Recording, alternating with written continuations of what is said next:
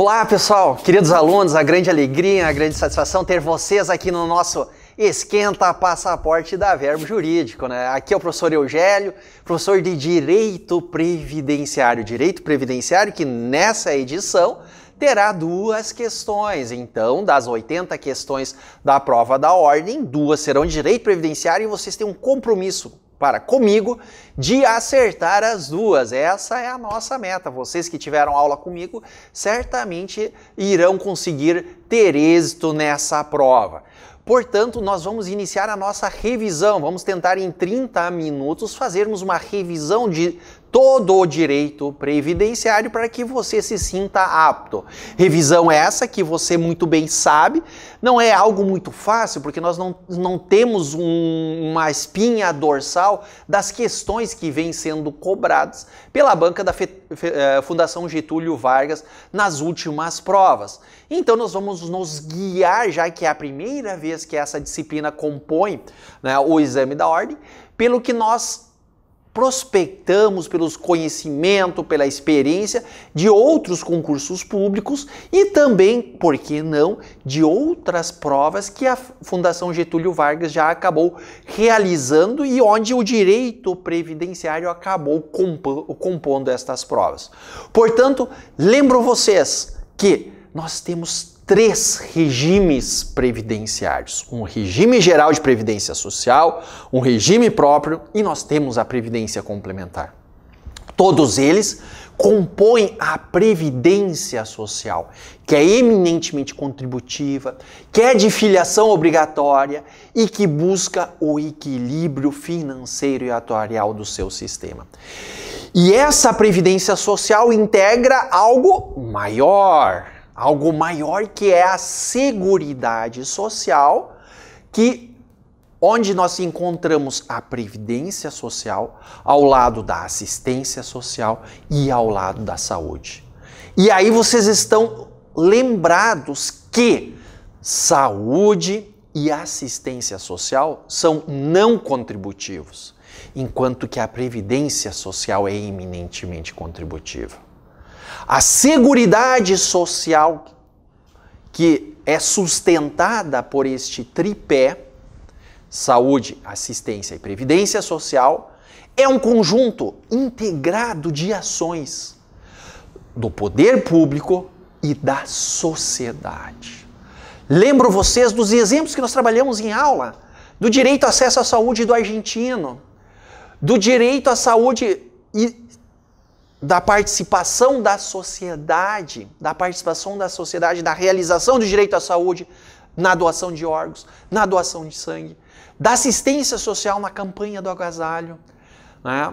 E assim por diante. Lembram vocês do auxílio emergencial, ou seja, esse modelo de seguridade social, ele é um modelo não acabado, na medida que surgirem novas contingências sociais.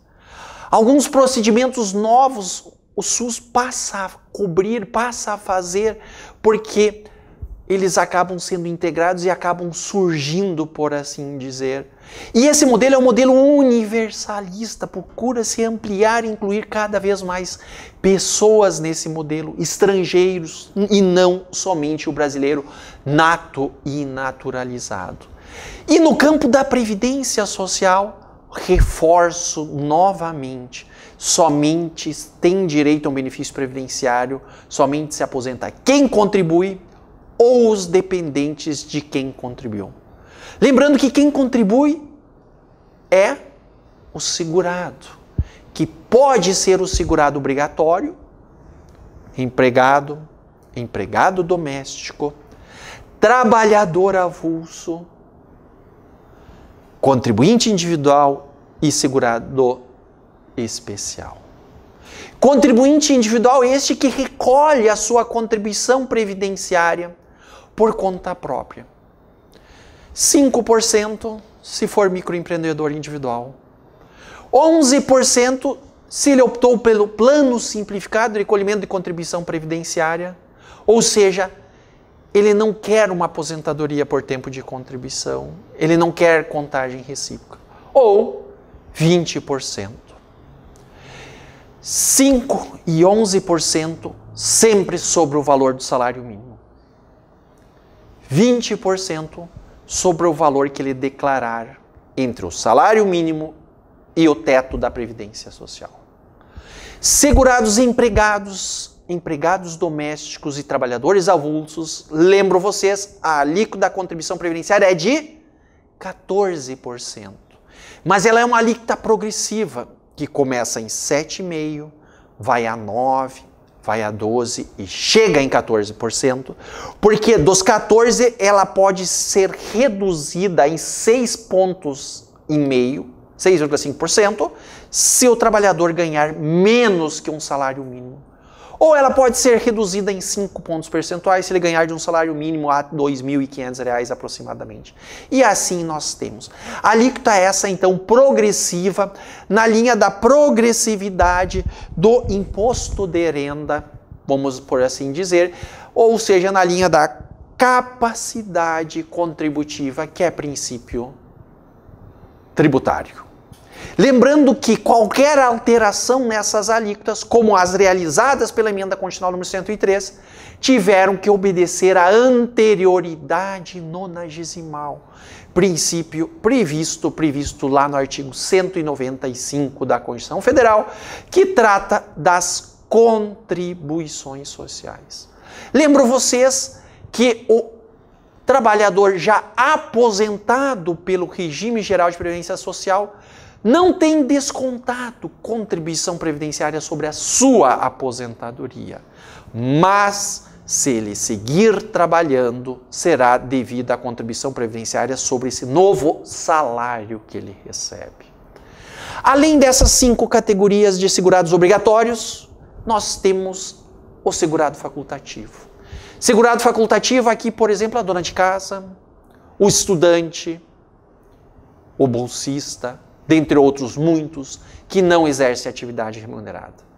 Segurado facultativo este, diferente do segurado obrigatório, que é previsto no artigo 11 da Lei 8.213, vem previsto no artigo 13 da Lei 8.213. E na lei de custeio, a sua contribuição previdenciária, ela é de 5%, 11% ou 20%. 20% se esse segurado facultativo quiser que conte o seu tempo como tempo de contribuição e quiser recolher sobre mais de um salário mínimo. 11% se ele optar pelo plano simplificado e 5% se ele se encaixar nos requisitos do doméstico de baixa renda cadastrado no programa chamado CAD Único junto à Secretaria Municipal de Assistência Social. Então essas são as hipóteses de segurados obrigatórios e segurados facultativos que nós temos. Lembrando que o nosso modelo de seguridade social, algo mais macro, obedece a alguns princípios e ele é concebido a partir da ideia de um modelo misto, misturando técnicas não contributivas, que nós importamos do plano de Beveridge de 1942, plano modelo inglês, com técnicas contributivas. As não contributivas na saúde e na assistência social e as contributivas no âmbito da previdência social. No âmbito da previdência social, esse nosso modelo misto de seguridade social importa as suas noções, os seus pilares do modelo alemão, modelo bismarckiano, modelo de 1883, concebido na Alemanha. Isso nós importamos na Constituição de 1988. Certo, meus caros? E a partir disso nós podemos ver também que, além dos segurados, nós temos os dependentes. Rol de dependentes este previsto no artigo 16 da Lei 8.213. Rol de dependentes estes divididos em classes, onde nós temos como dependentes de primeira classe a esposa, ou seja, o cônjuge, companheiro, o filho ou a filha não emancipados, menor de 21 anos, inválidos ou com doença mental grave, ou com deficiência intelectual mental grave. Então vejam só, nesse rol de beneficiários de primeira classe, eu chamo muito a atenção para os filhos. é somente até os 21 anos. Aquela conversa que até os 24 anos se está estudando no campo previdenciário do regime geral de previdência social não cola, tá? É somente até os 21 anos. Depois dos 21 anos, o filho ainda pode ser dependente dos seus pais? Sim, no caso dele ser inválido ou deficiente mental ou deficiente grave. Aí sim, mas aí é uma outra conversa. Isso tem que ser comprovado. Ok? Nós temos dependentes de segunda classe. Quem são eles? Os pais. E nós temos dependentes de terceira classe, que é o irmão não emancipado, menor de 21 anos e assim por diante. Tudo isso vocês estão lembrados lá do artigo 16 da Lei 8.213. E aqui uma observação muito importante no que tange aos dependentes. É que em havendo mais de um dependente da mesma classe,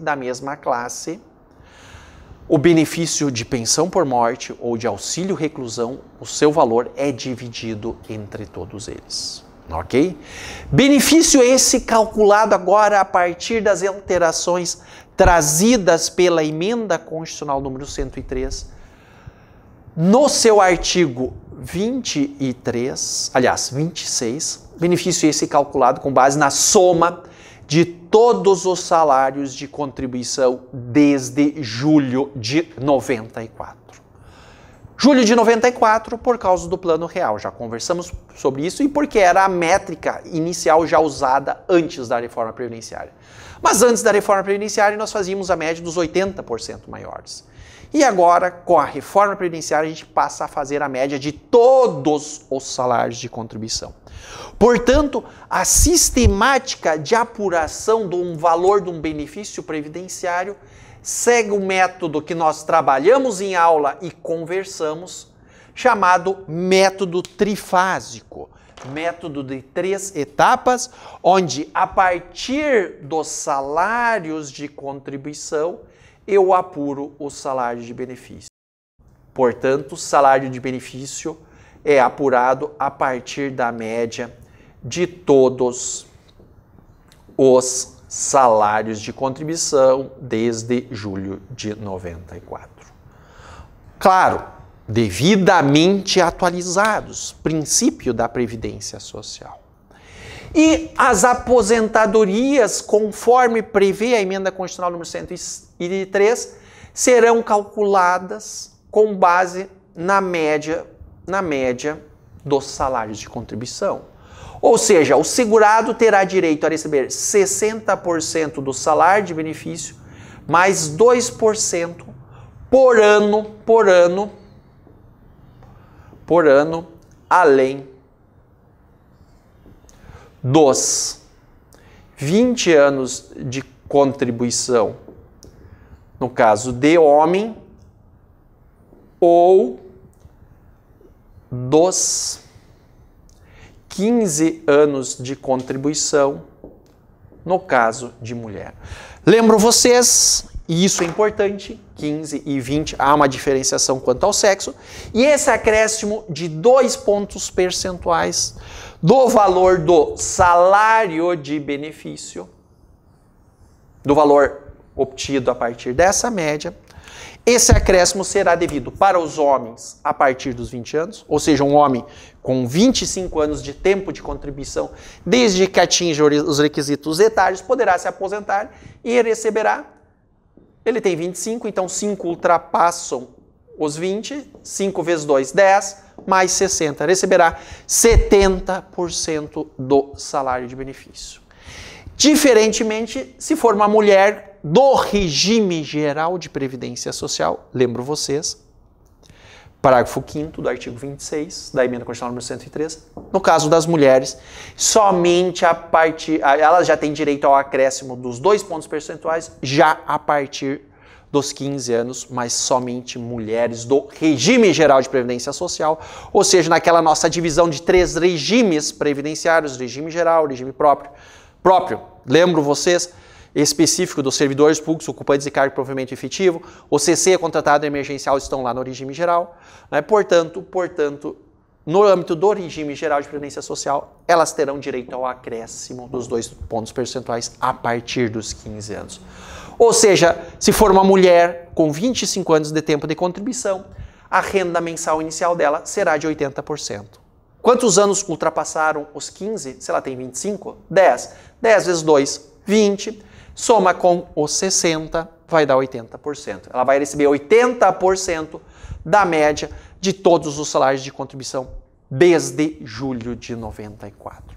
Então nós conversamos bastante sobre isso e eu imagino que isso sejam pontos essenciais, porque estes são pontos essenciais que abarcam, vamos dizer assim, meus caros, as normas gerais de direito previdenciário.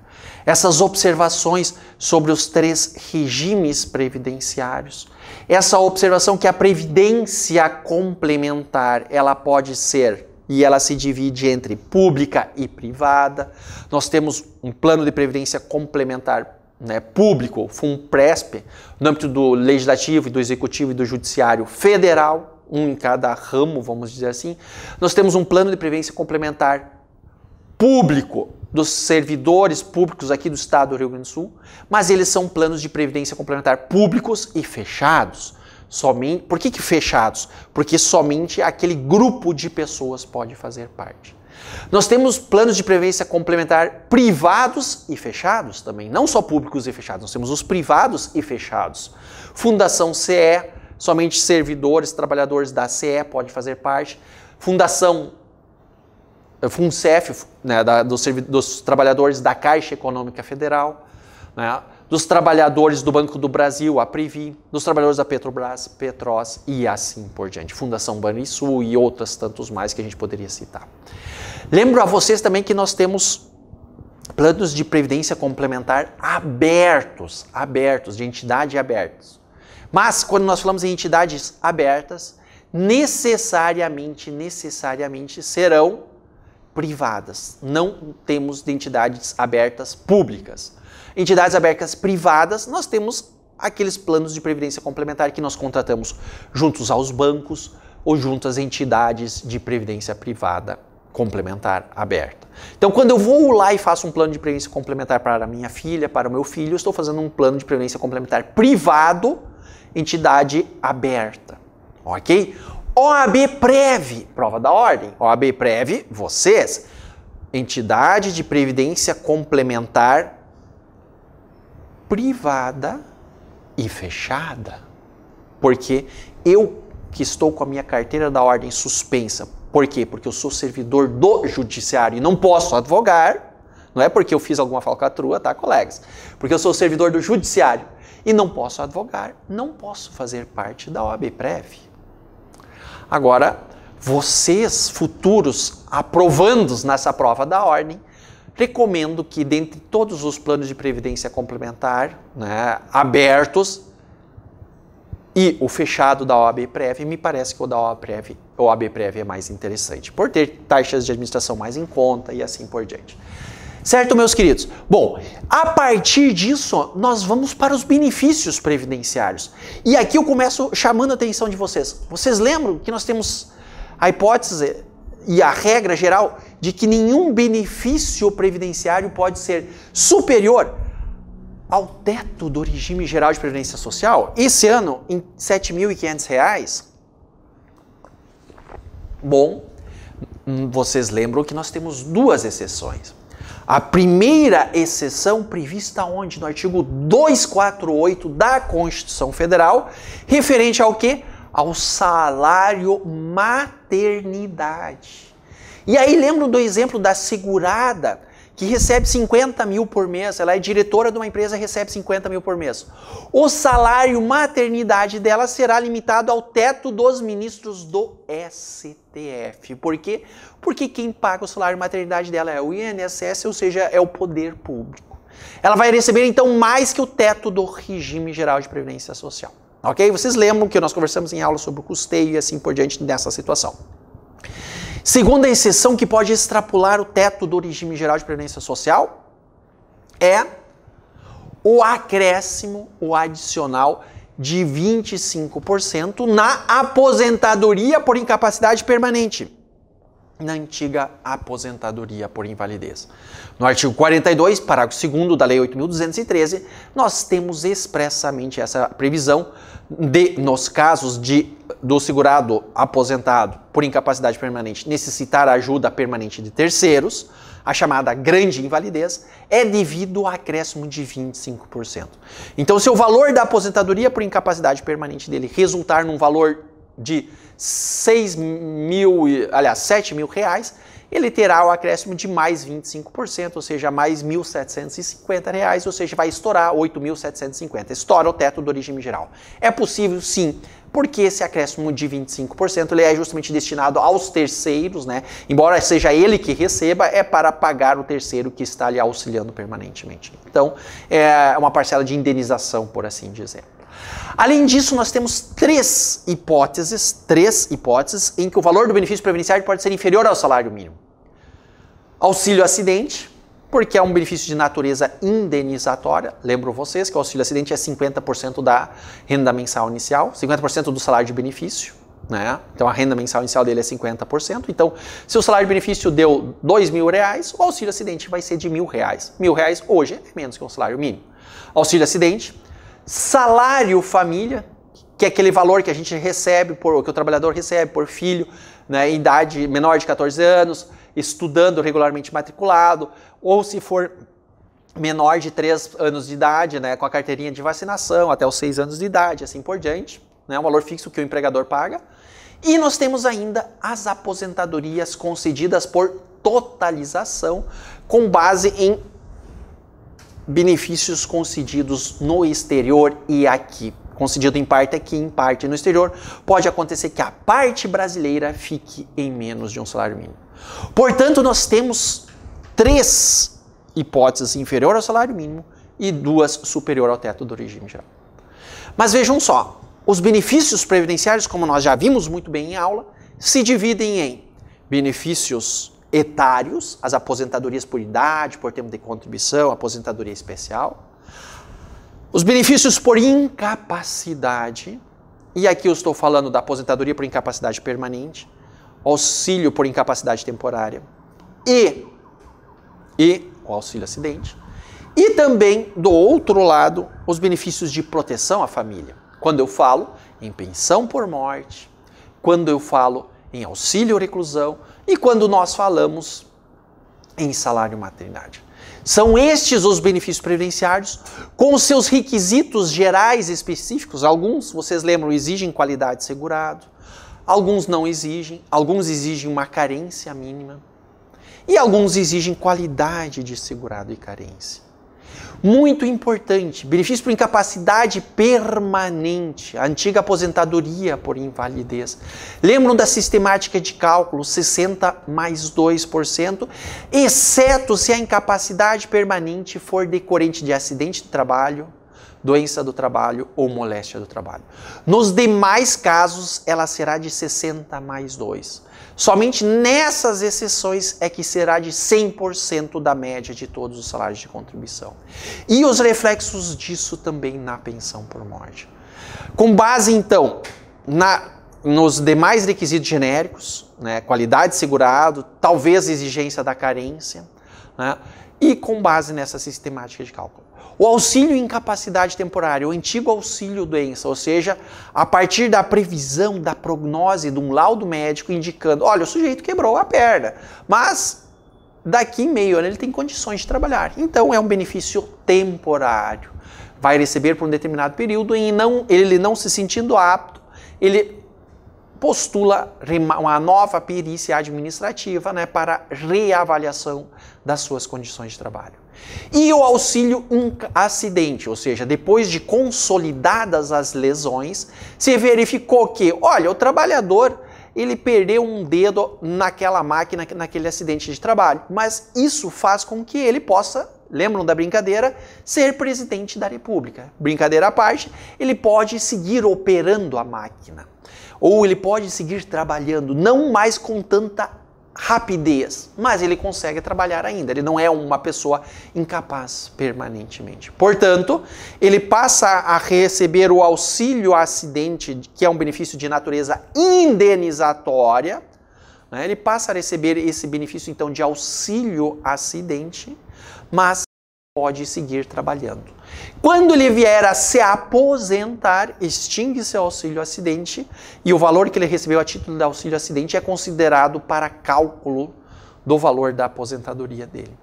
A aposentadoria é essa que teve uma mudança sensível com a emenda constitucional número 103, onde basicamente nós só temos regras de transição, vamos dizer assim, que são 5, vocês estão lembrados, a do artigo 15, a da pontuação, né? A do artigo 16, da idade mínima, a do artigo 17, que tem o fator previdenciário no seu cálculo e que prevê o pedágio de 50%, mas você só aplica a do artigo 17 quando faltarem menos de 2 anos para o segurado poder se aposentar. Tiver faltado menos de 2 anos para o segurado poder se aposentar quando dá entrada em vigor da emenda constitucional número 103. E também a regra do artigo 18, que é a regra da aposentadoria por idade, e a regra do artigo 20, que é aquela regra do pedágio de 100%. Então são essas as regras, lembrando que para se aposentar agora, hoje, para quem começa a contribuir hoje, a regra é de uma idade de 62 para os homens, aliás, 62 para as mulheres e 65 anos para os homens. Além disso, nós temos a aposentadoria especial, onde nós temos previsão no artigo 19 e no artigo 21 da emenda constitucional número 103, nós conversamos sobre isso em aula, e aí nós temos um rol de benefícios de proteção à família. A pensão por morte, que sofreu uma mudança bárbara também na fixação da cota da pensão por morte, onde nós primeiro temos que definir o valor da pensão por morte. Eugélio, o meu cliente, né, me procurou, enfim, a minha cliente me procurou relatando que seu marido havia falecido. Qual será o valor da pensão por morte? Lembra da perguntinha? O marido estava aposentado? Sim, Eugélio, ele estava aposentado. Portanto, o valor da pensão por morte parte considerando a aposentadoria dele. Deixou só ela como dependente ou deixou mais filhos como dependentes? Não, Eugélio, só ela. Então, o valor da pensão por morte será de 60%. 50% mais 10% por dependente. Eugélio, ele deixou um filho também, né, menor de idade, que é dependente. Então, é os 50 mais 10 mais 10. 70% do valor da aposentadoria que ele recebia. Mas Eugélio, ele não estava aposentado, ele era jovem, ainda estava trabalhando, tinha 45 anos de idade, morreu numa situação peculiar, enfim, assim.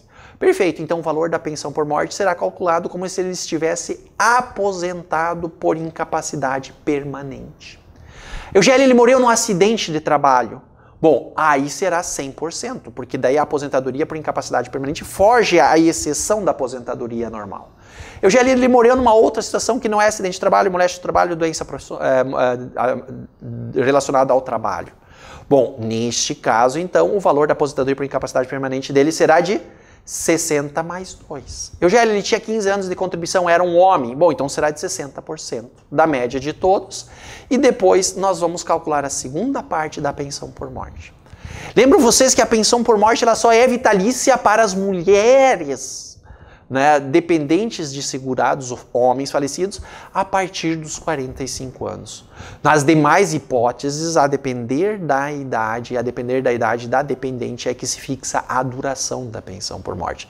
Mas para nós podermos falar que será em mais de 60, vitalícia, mais de 15, 20 anos, né, nós também temos que ter necessariamente presente uma relação de casamento e de união estável de mais de 2 anos, de mais de 24 meses e mais de 18 meses de recolhimento de contribuição previdenciária. Se não presentes estes 2 requisitos, lembro vocês que a pensão por morte, independentemente da idade do dependente, será somente de 4 meses. Mas isso vale para quem? Somente para as mulheres. Os filhos vão receber até os 21 anos. Né? E assim por diante, o filho inválido, né? E assim por diante vai receber a pensão por morte e não há essa vinculação etária.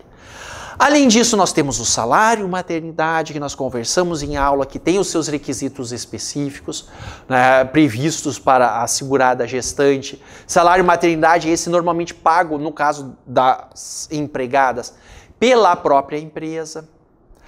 E é importante destacar que ele tem o prazo de 120 dias, né, e a empresa faz esse reembolso junto à Previdência Social, né?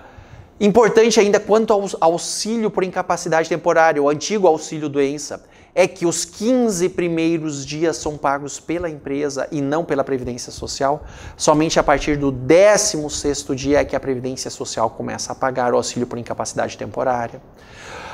Quanto ao salário maternidade ainda, as contribuintes individuais têm direito. Muitas vezes as desempregadas, quando ainda possuem a qualidade segurado, também terão direito ao salário maternidade, então é bastante interessante. Lembram do princípio de uniformidade e equivalência entre benefícios e serviços das populações urbanas e rurais? Perfeito, uma relação direta com o salário maternidade, ampliou-se esse benefício também para os trabalhadores rurais a partir da emenda constitucional a partir da Constituição de 88. Temos o auxílio reclusão, que é um benefício muitas vezes mal compreendido, nós conversamos sobre isso em aula, que na verdade é devido aos dependentes do segurado recluso e preso e não para os segurados recluso e preso, porque o segurado que está recluso, está preso, está encarcerado, quem é que sustenta ele? É o Estado, somos todos nós. Mas e os dependentes dele que estão soltos lá fora, né, como tentativa de evitar que eles caiam na criminalidade, enfim, né, busquem o seu sustento por meios ilegais, é que acaba se pagando, vamos dizer assim, né, o Estado, o auxílio reclusão. Meus caros, então assim, ó, essa é uma singela revisão para a prova da ordem de vocês.